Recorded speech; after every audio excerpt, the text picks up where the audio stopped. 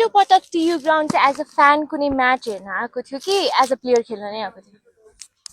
त्यस्तो पहिलो गेम खेल्न ओर्न भन्दा यो टुर्नामेन्टै मेरो लागि पहिलोचोटि छ, त्यसकै लागि चाहिँ एक्साइटेड छु।